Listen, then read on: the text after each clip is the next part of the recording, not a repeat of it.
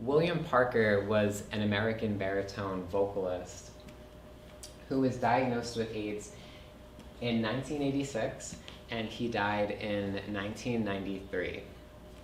He had a vision that would be a diverse platform of frank discussions surrounding the many facets of AIDS. So not just about people dying, but about the people who it affected, about the very real experiences that people with AIDS were having.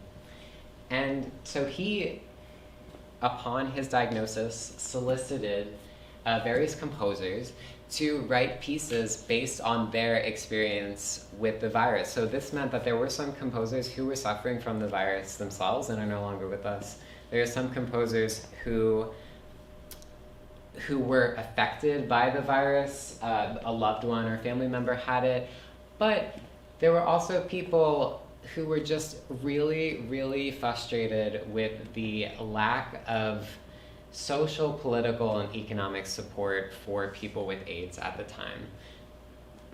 AIDS, and I probably should mention this too, was first found in the U.S. widespread in 1981. This is 1986 now we're in, where William Parker wants to do this project.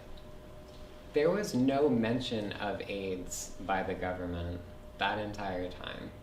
Ronald Reagan was the president at the time. He did not address AIDS until later that year in 1986. And even then, it was a very safe way of addressing it and did not by any means portray the magnitude of the disease itself. So William Parker was soliciting these composers. One of these composers was Ania Lockwood, who was a friend and colleague of William Parker's, and she decided to set music to the text by Eve Ensler. Eve Ensler, I hope I'm pronouncing her name right, is famously the author of the Vagina Monologues, and she wrote a song entitled For Richard, and that song was a song based on her experience with her friend Richard passing away. And this song is significant in the AIDS Quilt Songbook, which is the project that William Parker developed with soliciting these composers. The song was significant because it was the only song that used extensive use of exaggerated speech. And this was really important in particular in this song because the speech itself, it lends itself to embodying like a more physical response to the disease. It's not something that we were seeing being made by artists and cultural arts groups at large. And so that's why I would argue that this is a confessional song. So confessional songs are songs that address the daily struggles and realities of treatments, hospitalizations, sickness, people suffering with the disease, and particularly with AIDS, addressed the things that were central components to the experiences of people suffering with the disease. And I would also categorize this song as an elegy, so being kind of two at the same time, because the song is a tribute for her friend Richard, right? But also Ania's role in this as she's setting music to the piece, she's preparing for the loss of her good friend William Parker. at the time when you were diagnosed with AIDS, and all the people that I interviewed can attest to this, it was a death sentence. And he thought he was going to die when he told Ania.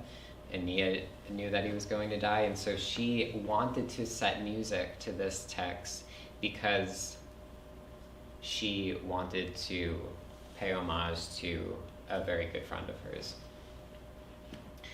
I neglected to mention, confessional songs are usually in the first person, which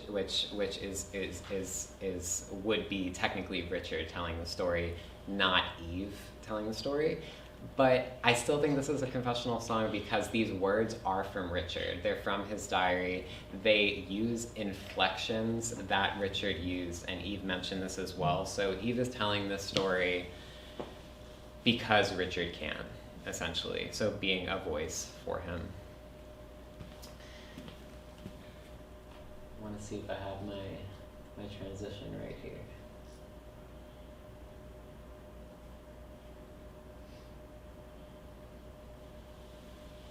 Okay. Last thing about this piece is that it was actually written for B-flat clarinet and baritone voice. She wrote it for B-flat clarinet to play as a drone throughout, so that technique would be circular breathing in the way that the sound would sustain through the entire piece of the clarinetist, and the baritone vocalist would sing, and they would end on a unison note as becoming whole. But William Parker, and the piece was recorded that way. The piece was recorded on a CD with clarinet, with baritone. It was also premiered that way at Alice Tully Hall in New York. So without further ado, here is For Richard, and we are going to have the text up there for you as well. Okay, Jasper, ready?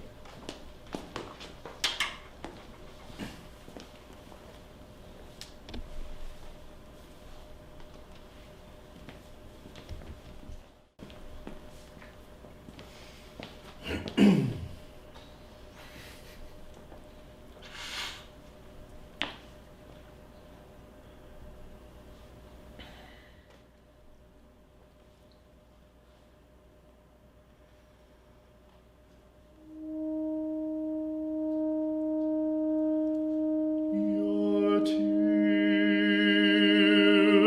come to you now at once, like hungry dogs.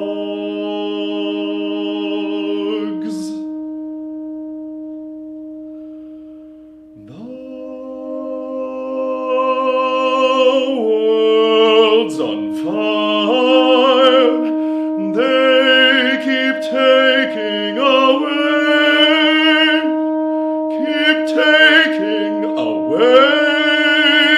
your future,